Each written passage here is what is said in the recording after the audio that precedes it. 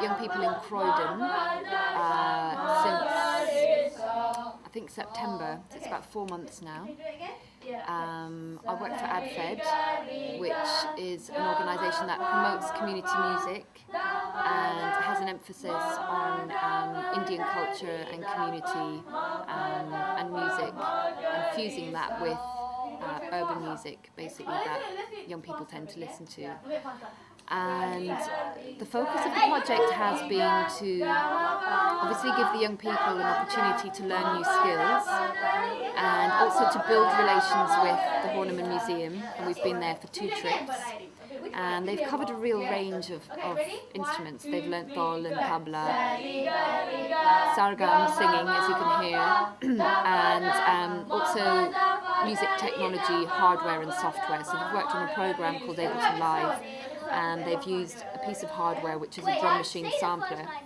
They've also worked with a body of recordings from India which were collected on behalf of the Horniman Museum, which are different folk musics of India recorded both vocally and instrumentally, and they've used samples from those CDs, from that collection, in their compositions. So we've ended up with a kind of threefold approach to the composition. They've got very urban kind of hip-hop and grime and house beats, plus they've recorded tabla and sargam, Indian classical vocal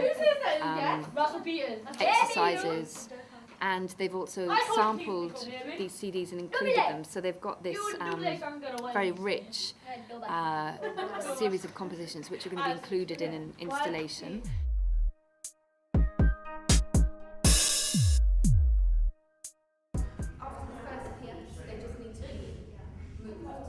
The Horniman project is a fantastic project. It's about young people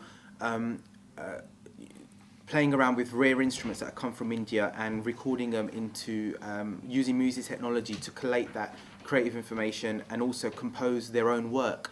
And it's about them recognising that they are actually composing their own work and then being able to take that away and being able to just listen to it. And this is the worst interview ever. The words are just not coming out.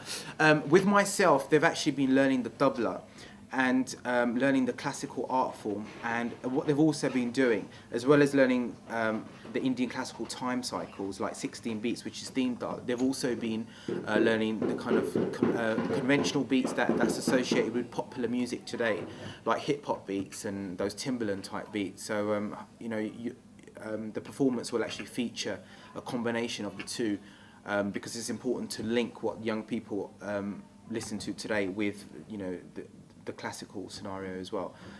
Also, the young people will be engaging in Indian classical vocals as well, which is a really important objective for the project as well, and that will be showcased as well.